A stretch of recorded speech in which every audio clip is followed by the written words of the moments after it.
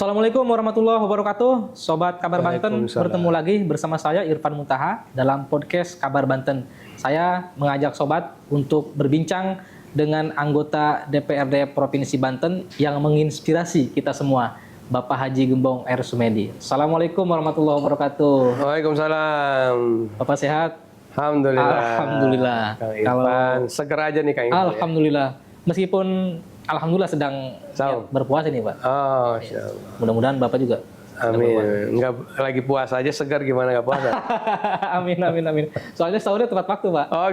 Pukul 4.00 sedang bersolawat di masjid Ipan Sahur. Jadi insya Allah kuat sampai berbuka insya Allah. Amin. Pak Gembong sedang sibuk apa Pak? Saya ya biasalah di bulan Juli Hijjah ini kan lagi persiapan kurban dan nanti pertengahan bulan ada reses ya. Ada reses? Reses masa sidang ke berapa? Kedua ya. Oh yang kedua. Pertama karena awal itu yang ketiga, kedua. Pertama di tahun 2026 berarti ya? Jadi kemarin kan masuknya 2000 pokoknya masuk triwulan kedua lah. Caturulan kedua, karena kan ini setiap 4 bulan ya. Yang caturulan pertama sudah, nah ini caturulan ketiga. Insya Allah di bulan Juni. Mudah-mudahan ya pertengahan lah, pertengahan Juni insya Allah. Kalau reses itu kan Bapak sudah bertahun-tahun, ini ya, kedua tahun Pak ya, menjadi anggota DPRD Provinsi Banten. Apakah reses itu hanya dilakukan di titik-titik tertentu atau memang harus menyebar ke seluruh daerah Pak? Dapil? Bagusnya sih semua wilayah di dapil itu, misalkan contoh di saya ini ada 3 dapil kabupaten yang saya ampu. Jadi kalau di Kabupaten Serang tuh dia masuknya dapil 1, dapil 2, dapil 3. Nah itu yang saya ampu untuk di dapil provinsinya. Dapil 1 itu wilayah utara, mulai dari Ciruas, Pontang sampai Tirtayasa Tanara ya itu ada 7 kecamatan. Kemudian dapil 2 mulai dari Keragilan, Cikande, Kibin, Cikande, Jawilan, Kopo itu ada 5 kecamatan. Kemudian dapil 3-nya tuh mulai dari Petir, Pamarayan, Cikesal, Bandung. Cinangka. Tunjung Teja, Baros ya. Ada 6. Kalau Cinangka masuknya dapil 4. Berarti itu ada 7 tambah 5, 12 tambah ada 18 kecamatan. 18 kecamatan. Luas ya, Kabupaten Serang. Luas. Nah, saya sih mengupayakan agar dapil itu setiap kecamatan itu harus mengalami begitu ya. Jadi kalau misalkan setiap reses itu ada 8 titik, berarti kalau setahun 8 kali 3, 24 titik, itu udah keputar semua tuh, semua kecamatan. Ya, nah tinggal sisanya ya mana yang agak perlu dapat prioritas, nah itu kita lebih banyak kunjungannya gitu. Apa yang dipersiapkan Pak untuk reses? Kan pasti banyak bertemu dengan masyarakat yang kira-kira banyak keluhannya kira-kira. Ya, jadi karena memang kita bukan baru sekali 2 kali reses ya, jadi nggak ada persiapan dulu. Ya artinya ya kita melayani saja, melayani dengan hati apa yang menjadi harapan mereka gitu ya. Kita jangan memadamkan harapan mereka, tapi bagaimana kita beri mereka motivasi, semangat dan tetap optimis gitu ya, walaupun memang program-programnya belum bisa menjangkau semua begitu. Harapan mereka belum semua bisa diwujudkan gitu. Tetapi tetap kita berikan sikap optimis kepada mereka dan ya mencoba mengikuti, merasakan realita yang ada begitu ya. Ya sambil kita terus usaha terus gitu ya. Karena ya tadi itu tidak semua yang kita inginkan itu bisa kita wujudkan, begitu kan? Nah, kalau bisa kita wujudkan ya alhamdulillah. Kalau enggak ya kita usaha aja terus. Iya, iya. Seperti kita doa ya. Kita doa sama Allah itu kan ya sebetulnya kan ud'uni astajib lakum kan. Berdoalah kepadaku, niscaya aku kabulkan. Dikabulkan semua sama Allah. Cuma ada yang langsung dikabulkan, Ada ya kan? proses. Ada yang ditunda, ya. Atau nanti di akhirat, nah, gitu kan. Tapi Allah janji kabulkan. Gitu. Ya sama juga dengan reses, misalkan kita sampaikan, ini harapan mereka gini, kita sampaikan. Ya, sepanjang memang bisa kita wujudkan, ya kita segera wujudkan. Cuma kalau ada berbagai kendala, ya kita sampaikan. Seperti contoh saat ini kan. Kita ini lagi apa ya, kekurangan pendapatan nih kita nih, ya kan? Pemprov Banten ya. Pemprov Banten ini apalagi dengan apa provinsi ini kan tergantung sekali dari pajak kendaraan bermotor ya. Sementara dengan kondisi sekarang mungkin situasi ekonominya tidak belum membaik lah ya, sehingga mereka ini kadang-kala antara membayar pajak dengan Beli beras. urusan beli beras, gitu. Tapi itu mungkin yang roda 2 kali ya, yang roda 4 mah, aduh harusnya bayar dong, bisa kan? Karena kan mereka ya punya roda 4 harusnya punya kemampuan. Kan konsekuensinya begitu ya. Betul. Kita mampu beli mobil. Artinya sudah pasti mampu dong bayar pajak. Jangan pengen beli mobilnya tapi nggak mau bayar pajak kan gitu. Iya, iya. Meskipun ada tekanan dunia, Pak. Sekarang Betul. kabarnya juga barang-barang kan sedang naik di pasaran. Jadi Ya memang nih sedikit banyaknya pengaruh perang di Timur Tengah ya. Suplai bahan bakar nggak selancar sebelumnya gitu kan. Air pada naik. Itu bahan bakar ini kan udah bikin semua airnya. iya, betul. Karena tanpa bahan bakar mobil nggak bisa jalan, ya. Kecuali mobil listrik. Kalau mau beralih ke listrik, Pak ya. Iya, iya.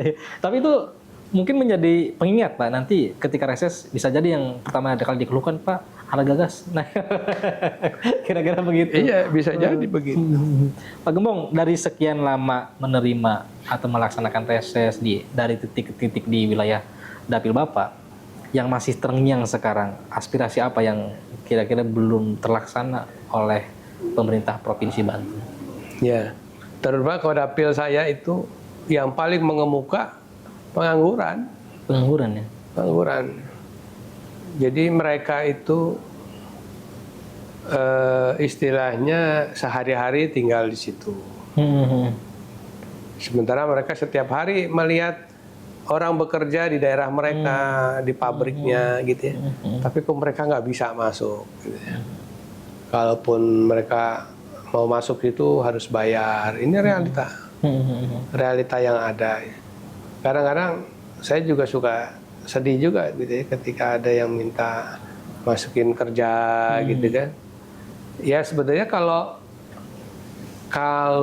apa namanya, semua perusahaan itu dalam rekrutmen itu fair gitu, udah tes aja gitu ya, udah nggak usah ada titip-titipan, udah mereka, kita juga kan istilahnya enak juga ya, itu udah tes aja gitu kan, udah ikut tes, ya apapun hasilnya sudah gitu kan. Iya. Tapi ini kan nggak begitu, kadang-kadang faktor uang yang menjadi penentu ya. Padahal orang kan mau bekerja itu butuh mendapatkan uang ya. Ini seperti mau berdagang gitu, akhirnya kan harus membayar. Mereka dulu mau kerja ingin dapat uang, tapi suruh keluar uang juga di muka gitu ya. Bahkan ada juga kasus-kasus mereka sudah keluar uang nggak diterima gitu. Atau ada lagi yang diterima tapi 2 bulan, 3 bulan dikeluarin gitu kan. Jadi belum balik modal. Belum balik modal sudah. Itu sering ditemukan ya di setiap. Iya. Dan ya seringkali juga apa namanya, masalahnya itu ya tadi itu, mereka dimintain uang tapi ketika ditanyakan ada nggak buktinya, bukti kwitansi penerimaan nggak ada. Jadi memang tidak ada, jadi agak sulit juga tuh. Iya. Kita laporkan ke pihak polisian, mereka juga alasannya ada nggak barang buktinya. Buktinya betul. Gitu. Kan aparat penegak hukum mungkin dia memproses kalau ada memang bukti autentik. Betul.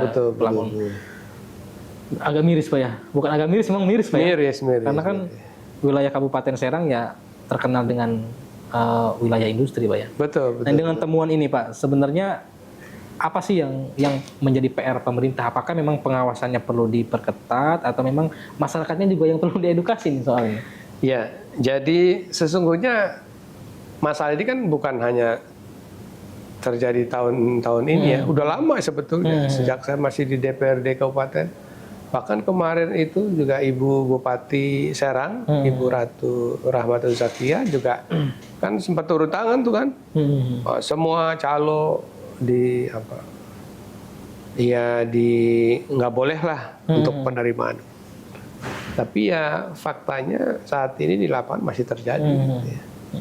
Jadi saya nggak tahu ya, memang karakteristik perusahaan di wilayah timur itu, Serang Timur khususnya, ini kan perusahaan padat karya, ya, yang mana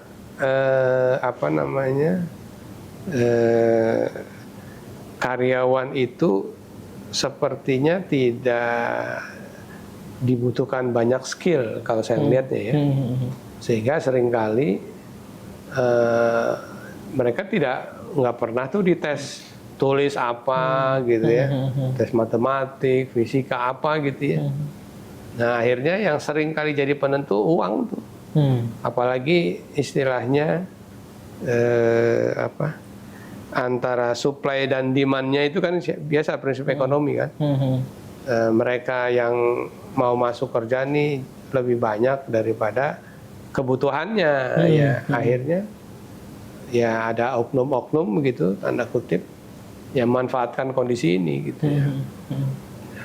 Nah, beda dengan karakteristiknya kalau di wilayah Serang Barat tuh, daerah-daerah Bojonegara ataupun di daerah yang nempel dengan perbatasan Cilegon gitu ya. Mereka di sana itu padat modal. Kemudian memang skill itu dibutuhkan banget gitu ya. Jadi mereka-mereka yang gagal tes ya udah nggak bisa gitu. Dan di sana relatif saya perhatikan lebih bersih, tidak ada percaloan segala macam. Pokoknya mereka lulus tes masuk. Nah kalau yang di timur seperti saya ceritakan tadi itu tidak ada proses itu. Nah karena ya memang juga kan beda ya jenis pekerjaannya. Kalau yang di barat nih karena dia perusahaan kimia segala macam itu kan harus dihitung segala macam. Jadi memang orang masuk ke situ tuh harus ya bisa ngitung gitu ya. Nah sementara yang di wilayah timur ini kan ya mungkin kayak buat sepatu gitu ya. Mungkin yang banyak itu kayak orang yang bikin lemnya atau apa aja. Tidak terlalu dibutuhkan. Akhirnya ya mungkin akhirnya itu tadi tuh uang itu menjadi yang menentukan. Ya itu mah feeling saya gitu. Mudah-mudahan sih nggak benar. Iya. Tapi yang jelas kalau kemudian persoalan itu masih terus dibiarkan, banyak kan pemerintah Provinsi Banten ini sedang mewacanakan link image itu di lulusan SMA SMK ini. Begitu keluar sudah memang tersedia lapangan pekerja yang sesuai dengan jurusan ini. Menurut Bapak kalau pemerintah mewacanakan itu kemudian di sisi lain persoalan ini masih dibiarkan, apakah ke depan akan menghambat Pak? Oh iya, memang ideal sih konsep link and match tadi ya, pendidikan yang sesuai dengan kebutuhan industri, ya kan, sehingga diharapkan masyarakat di situ tuh sudah punya skill dulu sebelum masuk gitu ya. Nah, cuma kan ya lagi-lagi apa namanya, di situ kan cukup banyak ya. Nah, sejauh mana kesiapan dari pemerintah daerah begitu ya untuk bisa menyiapkan SDM yang cocok begitu. Ini juga kan satu kendala juga gitu. Tapi saya pikir kalau memang itu sudah menjadi sesuatu yang memang harus ini jalan aja. Artinya kita gini, coba misalkan angkatan pertama kan mungkin tidak terlalu banyak, bisa ada 100 atau 2, nggak apa-apa, masuk aja. Tapi semua pihak ya, baik industri gitu ya, semua punya komitmen yang sama bahwa mereka yang dididik lewat program link and match ini, pendidikannya yang sesuai dengan kebutuhan pabrik ini, jangan sampai ada dusta di antara kita tuh. Maksudnya yang sudah dididik ya harus diterima dong. Gitu. Jangan begitu ini sudah dididik tapi untuk penerimaan ada pintu khusus lagi, ada repot. Sehingga apa? Sehingga kalau ini program berjalan, kan mereka juga masyarakat optimis, Allah saya alhamdulillah nih saya ikut program pemerintah yang bisa diterima gitu kan. Jadi jangan sampai mereka kapok gitu. Lah percuma, sama aja nih. Saya ikut program ini, nyatanya tetap aja harus dimintain uang misalkan gitu ya. Nah itu harus dimulai sih sebetulnya. Ya buat aja MOU antara pemerintah dengan industri. Ini kita siapkan sekian ratus anak, tapi mohon ditindaklanjuti, diterima. Saya pikir menarik. Bisa jadi salah satu solusi lah di tengah kegalauan ini. Masyarakat kita udah lulus nganggur gitu kan, kasihan juga. Udah jelas targetnya dari tahun ke tahun ya Pak. Ya, betul, nanti. Tapi kayaknya satu lagi Pak syaratnya. Generasi calo harus diberantas. Iya. Iya tadi. Ya artinya itu berantasnya secara tidak langsung gitu ya. Jadi ini ada MOU nih, misalkan lulusan tahun ini ada 200 lulusan yang harus diterima oleh industri gitu ya, buat MOU. Nah ini anak yang di sekolah ini juga semangat belajarnya kan. Begitu lulus memang diterima, seneng banget. Gitu. Sehingga tertutup nih untuk calo-calo begitu kan. Gitu. Dan masyarakat pasti beralih kan, dari tadinya percaya kepada calo, sekarang tidak percaya. Karena faktanya pemerintah bisa memfasilitasi itu Pak ya. Pak Gembong, selain itu apa lagi yang masih terngiang di hati Pak Gembong? Ya infrastruktur tentu ya, infrastruktur banjir tuh. Banjir di dapil saya itu termasuk yang kalau tiap tahun itu selalu aja ada wilayah yang kena banjir. Di sepanjang aliran sungai Cidurian, Ciberem itu ya. Itu selain banjir juga pencemaran lingkungan. Kadang mereka buang hasil industrinya, kadang sungai itu warna-warni, kadang hitam, kadang merah gitu. Nah, jadi itu tuh masalahnya, masalah yang di bantaran sungai itu ya. Jadi sepertinya memang ini kan program kementerian sebenarnya. Kementerian ya. Balai besar ya. Itu sungainya dangkal Pak ya? Penyebab? Ya, memang ada beberapa hal yang dilakukan itu. Pertama, harus ada revitalisasi, ada pengerukan, ya kan. Kemudian ini pinggir-pinggirnya itu harus di TPT dan agak dikasih tanggul ya, supaya ketika banjir itu mereka tidak diketahan lagi. Itu yang saya perhatikan, setiap tahun selalu banjir itu, dan itu belum bisa diatasi sampai sekarang. Mulai dari Jawilan Kopo yang berbatasan dengan sungai ya, terus nyebrang ke arah Cikande itu dari mulai Parigi, Songgom, Koper, terus masuk ke Binuang, Cakung itu ya, itu daerah-daerah terdampak gitu. Itu ya Pak Gubernur juga kemarin ketika banjir, Pak Ibu Bupati juga sudah tahu tuh. Nah, mudah-mudahan sih ada solusi lah ya.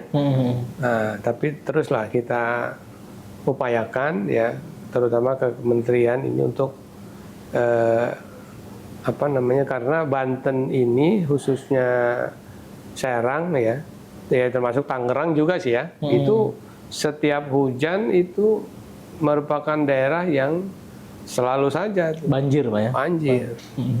Dan Pak Gubernur kalau kita lihat di informasi-informasi sedang konsentrasi di Tangerang Pak ya kalau tidak salah. Iya memang Tangerang itu. Mudah-mudahan juga nanti ke Kabupaten Serang Pak. Ya harus. Jadi saat ini Bapak di Komisi 4 ya? Simat. Kebetulan sedang salah satu yang pengawasan ada bidang infrastruktur Pak ya? Iya betul. Bagaimana Pak situasi Pemprov Banten sekarang ya soal pembangunan infrastruktur itu? Ya sebetulnya tetaplah semangat gitu semangat ya meskipun. Cuma kadang-kadang memang infrastruktur ini perlu anggaran besar ya. Sekarang ini dengan sisi pendapatan yang berkurang ya, kemungkinan akan ada beberapa kegiatan yang diefisiensikan lah kira-kira gitu ya. Entah itu volumenya begitu ya, atau mungkin pelaksanaannya nanti tergantung karena kan APBD ini kan anggaran yang direncanakan tapi sambil berjalan begitu kan. Jadi kita merencanakan setahun based on pengalaman tahun kemarin itu dapat pendapatan dari sisi PKB dan yang lain-lainnya itu sekian triliun misalkan. Nah based on pengalaman tahun sebelumnya ini yang kita jadi acuan di tahun berikutnya kan. Jadi kita targetkan kira-kira segini ditambah kemungkinan ada tambahan bla bla bla dari sekian. Nah, ketika masuk tahun 2026 ini, ternyata kita disuguhkan nih dengan capaian realisasi pendapatan ini ternyata masih jauh dari yang sudah kita rencanakan. Lesu Pak ya? Ya, akhirnya kan yang dilakukan pemerintah ya dia harus menyesuaikan nih pendapatan yang dia dapatkan dengan kegiatan yang harus dibelanjakan. Jadi seperti itu. Artinya berarti ada banyak program mungkin begitu ya? Ya bisa jadi ada beberapa ditunda, Pak ya? Bisa ditunda atau volumenya dikurangi. Ya kita belum tahu nih. Kita ini kan juga nanti siang ini ada pembahasan anggaran gitu. Meskipun kalau hari ini sih lebih kepada membahas LHP BPK ya. Nanti mungkin setelah LHP BPK selesai baru kita bicara terkait anggaran perubahan. Bagaimana serapan semester 1 ini sejauh mana ini akan sangat berpengaruh kepada penganggaran di bulan berikutnya. APBD lesu tadi Pak, kalau boleh disimpulkan Pak ya. Karena tadi realisasi pendapatannya ternyata jauh daripada yang dibayang-bayang begitu ya. Tapi di sisi lain pemerintah Provinsi Banten di eranya Pak Andra Soni dan Pak Dimyati itu kan gencar di infrastruktur Pak. Betul. Ada bangun jalan desa sejahtera, jalan usaha tani Pak ya. Dan lain sebagainya. Ini bagaimana nasibnya ke depan ini Pak? Kalau APBD ternyata memang keadaannya seperti itu ke depan. Iya, mau tidak mau ya semua pihak harus bisa menahan diri dan harus bisa mana yang jadi prioritas ya. Nah ini yang perlu jadi perhatian ya, termasuk juga mungkin usulan-usulan kegiatan dari masyarakat ini juga kita ini ada beban juga sebetulnya Dewan ini ya. Kita di masyarakat kan kita sudah menjanjikan nih 2026 nih akan ada program bla bla bla bla.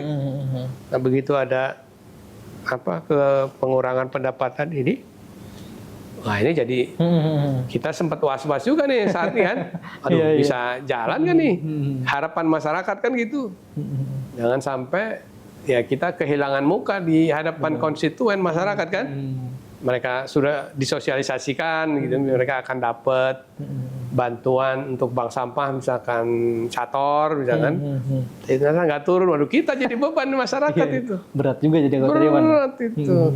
Soalnya kan masyarakat kalau kita itu anggapnya kita janji ke mereka.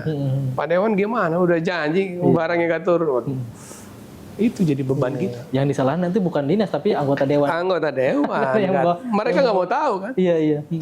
Nah makanya nanti kita harus cari win-win solution lah.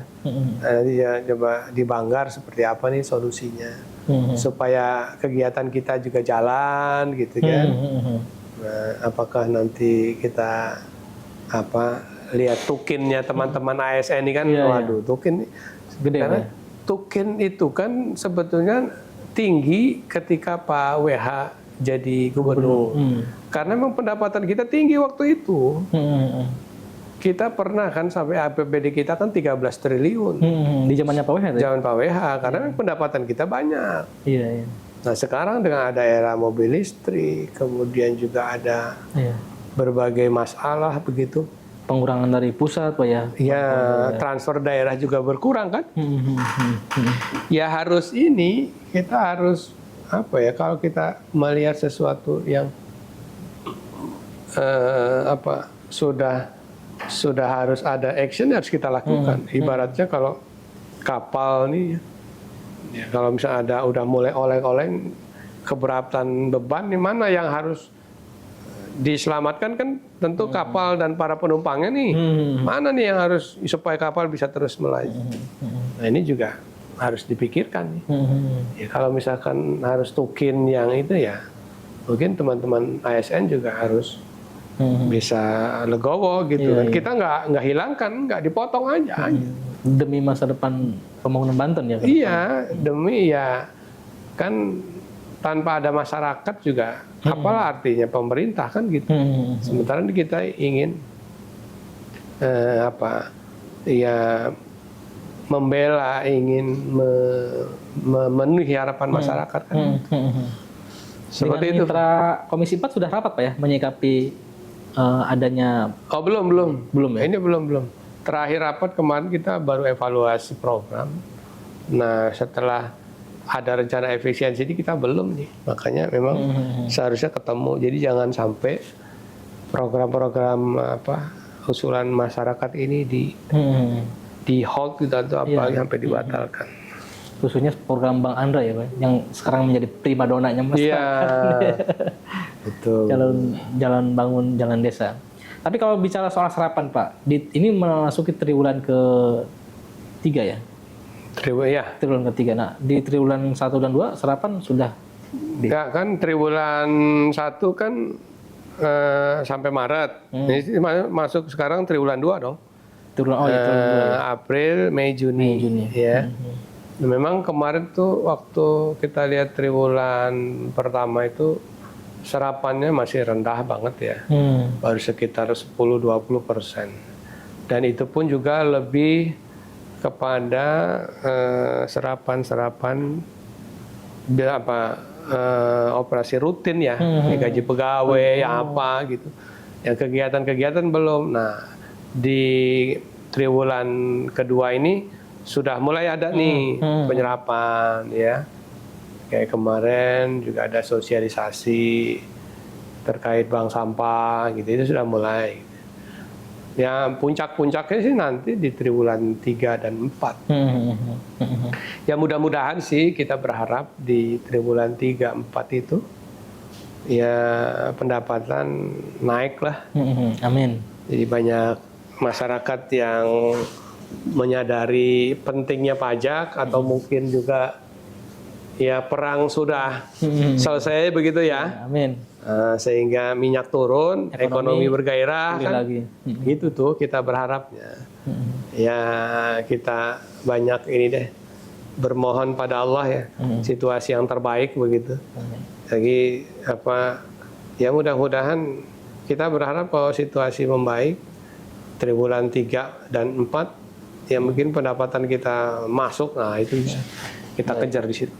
Baik, Bapak terima kasih. Baik. Sudah berbincang dengan Sobat Kabar Banten. Mudah-mudahan Bapak tidak lelah menampung aspirasi dan menindaklanjutinya Iya, agar direalisasikan oleh biasa gitu. pemerintah Provinsi Banten. Terima kasih Pak.